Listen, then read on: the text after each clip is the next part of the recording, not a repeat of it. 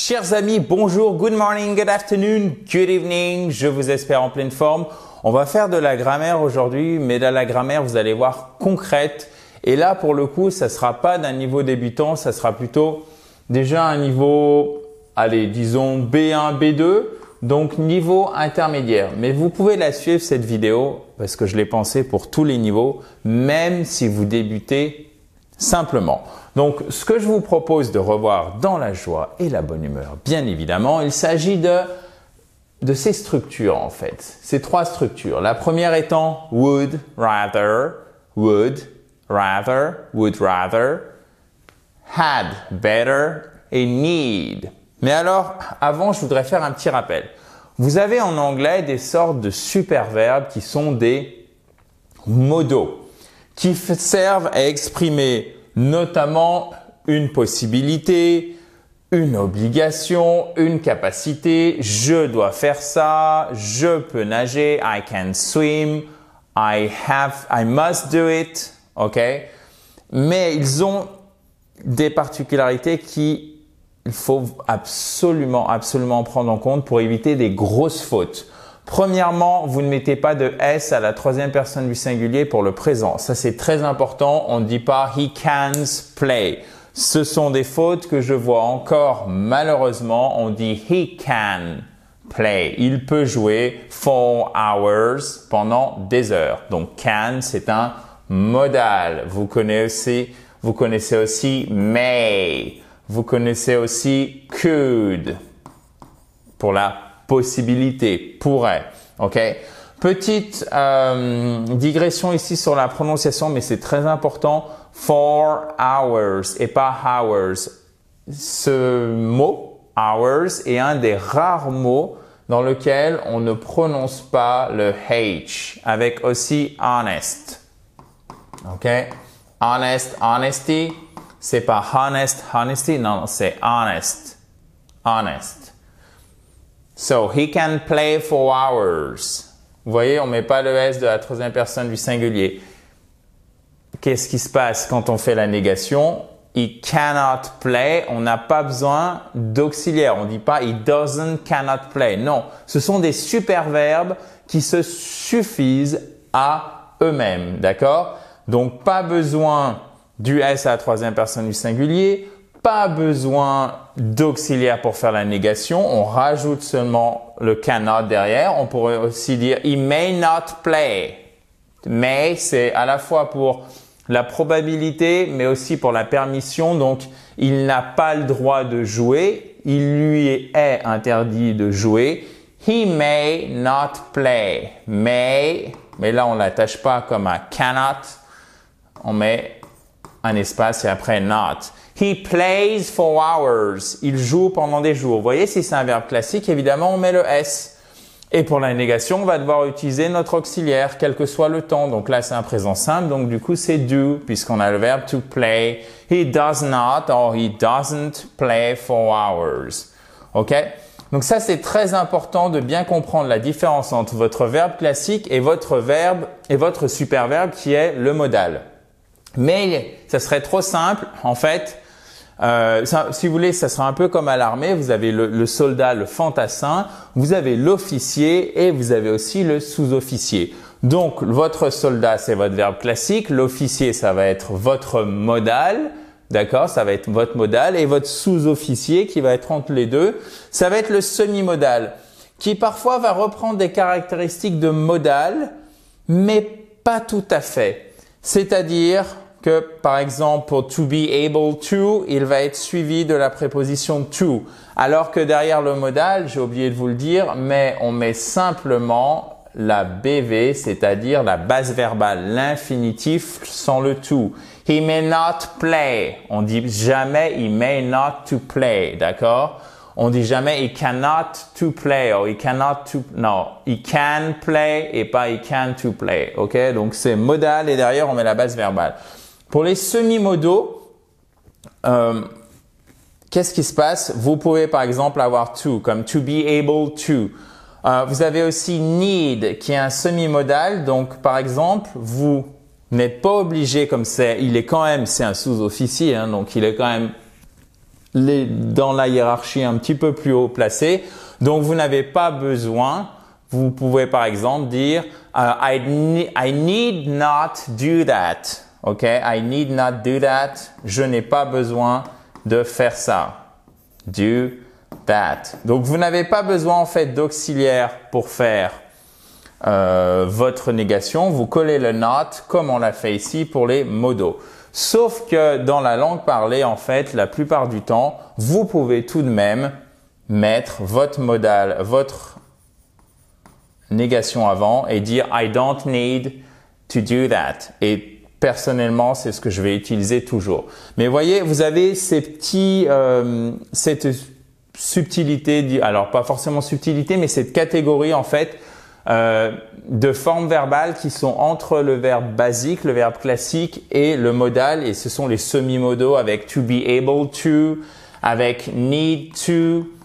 Et ça va justement faire l'objet de la dernière diapositive. D'ailleurs, toutes les diapositives, donc continuons dans la joie et la bonne humeur, chers amis, avec l'emploi de would, rather. C'était un peu sec ma présentation là au début, mais c'est normal parce que une fois que vous avez compris ça, c'est fini pour la partie un petit peu théorique, d'accord? Vous pouvez tout télécharger en cliquant sur le i en haut à droite ou sur le lien qui est juste en dessous, chers amis, si vous êtes sur mobile ou sur tablette, et vous pourrez en profiter aussi pour faire le quiz d'application. Donc, je crois que j'ai mis 8 questions cette fois, toujours en cliquant sur le i en haut à droite ou sur le lien qui est juste en dessous. Alors, regardez, would, rather, c'est pour dire aimerait mieux. Alors, évidemment, on pourrait dire par exemple, he likes better, mais ça marche pas très bien. Donc, qu'est-ce qu'on dit? Qu'est-ce qu'on utilise? Vous avez votre auxiliaire pour votre forme, pardon, pour le conditionnel et après, rather, c'est plutôt. D'accord? J'aimerais plutôt, je préférerais, d'accord? Et pas je préférerais, je préférerais. So, ça permet donc de marquer une préférence entre deux options. Et comment vous le construisez? Vous mettez votre sujet, would, qui sert à construire le conditionnel, rather, plus votre base verbale, d'accord? Et évidemment, l'infinitif sans le tout, qui est la base verbale, plus votre complément. Donc, je préférerais conduire. I prefer driving. Vous pouvez utiliser to prefer, ok? Pas de souci. Mais si vous voulez employer une structure spontanée en anglais qui est très utilisée, qui sera pour dire préférer quelque chose à quelque chose, ça sera would, rather. Vous allez dire I would et pas I would, on ne prononce pas le L. I would rather drive, base verbale sans l'infinitif, d'accord? Drive, donc on met notre infinitif sans le to, c'est la base verbale. Sujet, would rather, votre base verbale. Drive, et après, for example, a car, si vous voulez un complément. Je préférerais conduire une voiture.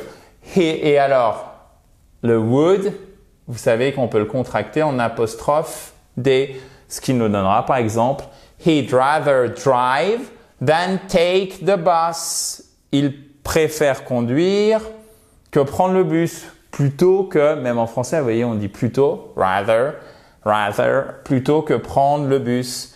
He would rather drive the bus than take, he would rather drive than take the bus. Alors, attention.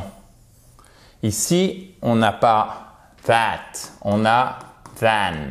Pourquoi? Parce que c'est le comparatif. D'accord? Et vous savez qu'au comparatif, le que devient de that, il passe à than. Comparatif de supériorité. Bah oui, il préfère conduire que prendre le bus. Donc, son goût pour conduire est supérieur au fait de prendre le bus. C'est donc le comparatif de supériorité.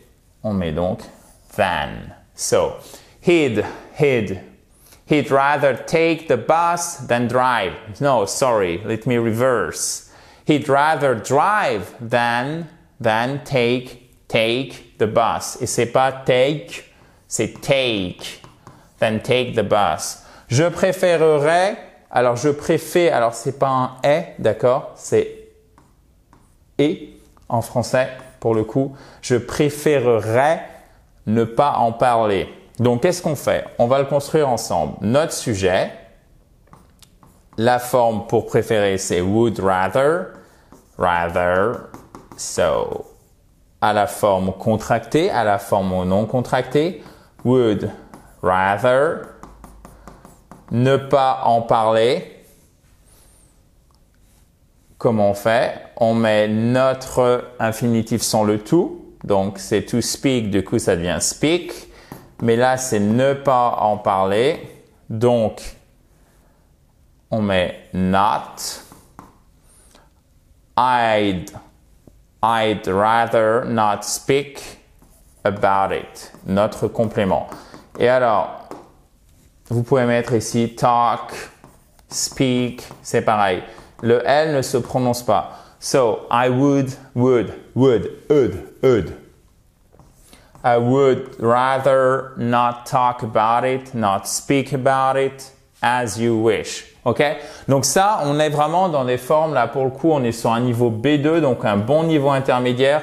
Il faut prendre l'habitude. Mais ce qui est le plus important plutôt que de savoir absolument l'exprimer en l'apprenant par cœur, ce qui marche pas très bien, c'est de comprendre comment c'est fait. OK, c'est mon sujet, would rather, ça me permet d'exprimer une préférence.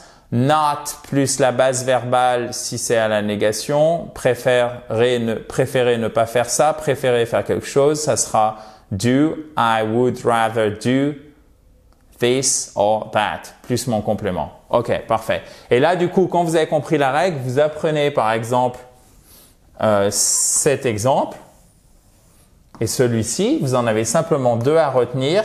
Et au moins la prochaine fois que vous verrez ce truc bizarre là, apostrophe D avec rather, et c'est un hard TH, c'est pas rather, c'est rather.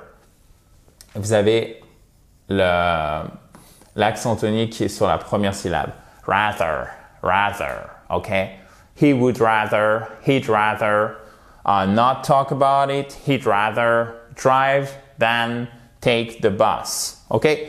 Alors ça, c'était en guillemets la plus complexe. Après, vous en avez une autre pour dire, alors là, c'est pas préféré, ce n'est pas aimer mieux, mais c'est faire mieux. D'accord? Tu ferais mieux de, mais au sens avertissement.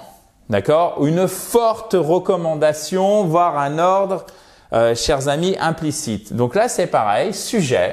Vous mettez votre expression had better, plus le verbe, plus le complément. Alors, verbe ici, c'est même base verbale.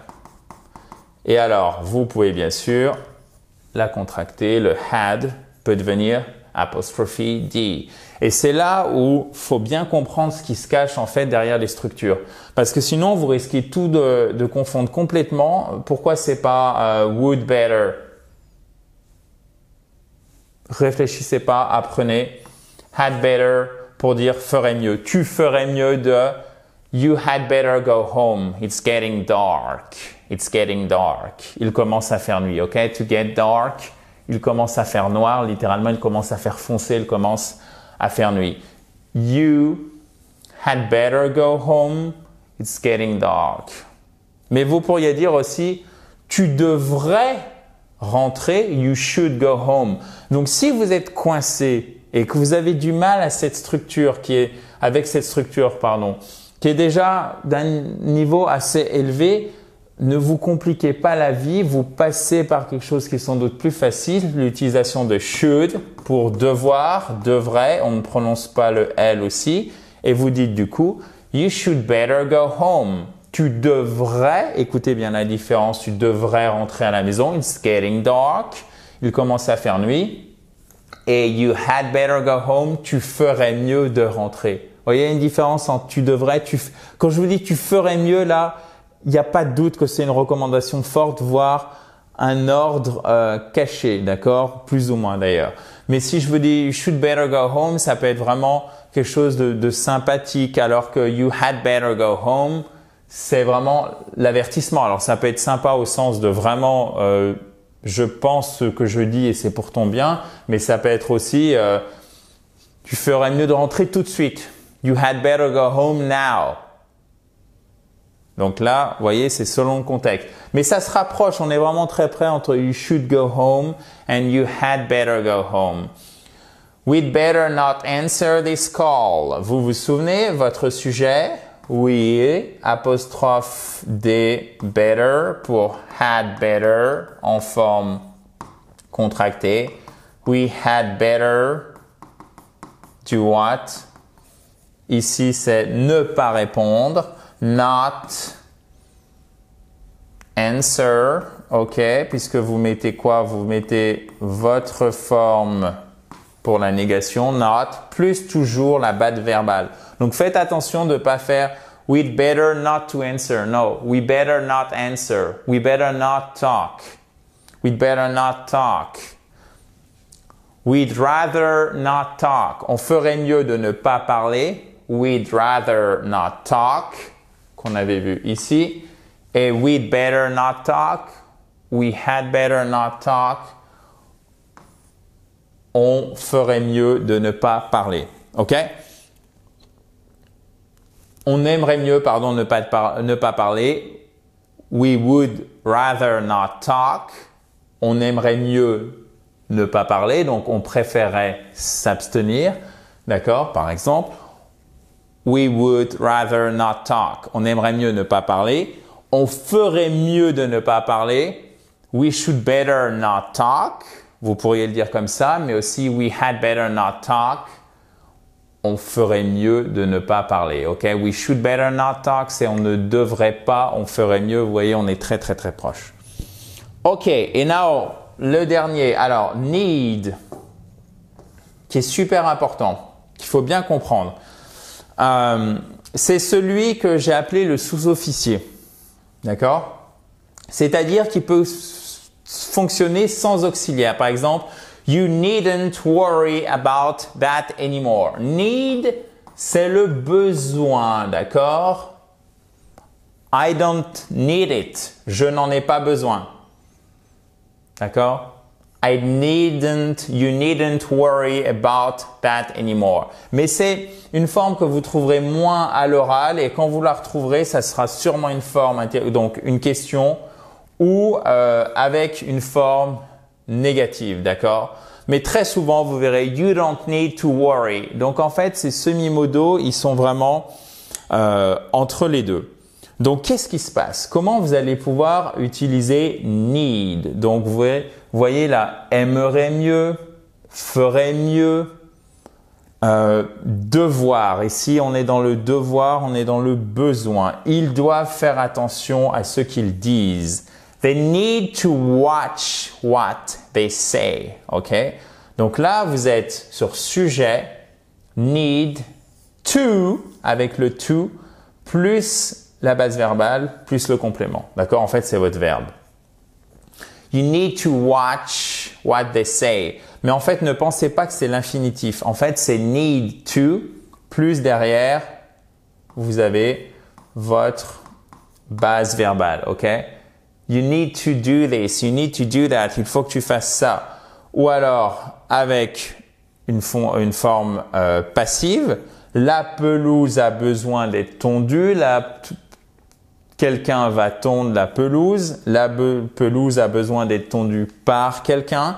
The grass needs cutting. Et là, qu'est-ce que vous faites? Vous rajoutez ing. Pourquoi? Parce que c'est une action qui doit être faite. Donc, une action qui doit être faite, elle est exercée sur la grass, l'herbe, la pelouse. The grass needs cutting. OK?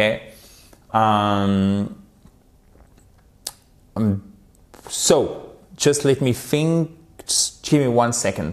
Je vais revenir maintenant. Donc, ça, c'est notre forme en tant que non modale. OK? Donc, vraiment forme classique.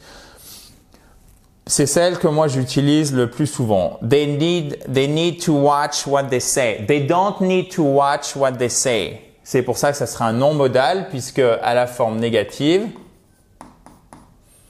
on aura don't. They don't need to do this. Et si c'était une question, do you need to do this? Est-ce que tu as besoin de faire ça? Ok? Mais parfois, vous l'avez en forme. Il se comporte comme un modal. C'est pour ça qu'on dit que c'est un semi-modal parce qu'il peut prendre les deux. Et en plus, il faut bien faire attention puisque là, qu'est-ce qui se passe? Vous n'avez plus votre to.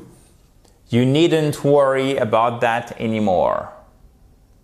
You don't have to worry about that anymore. Vous voyez, là, on a le to, on a l'auxiliaire pour faire la négation. Là, on n'a plus le to et on n'a pas besoin de l'auxiliaire pour faire la négation. On le colle derrière. You needn't worry about that anymore. OK?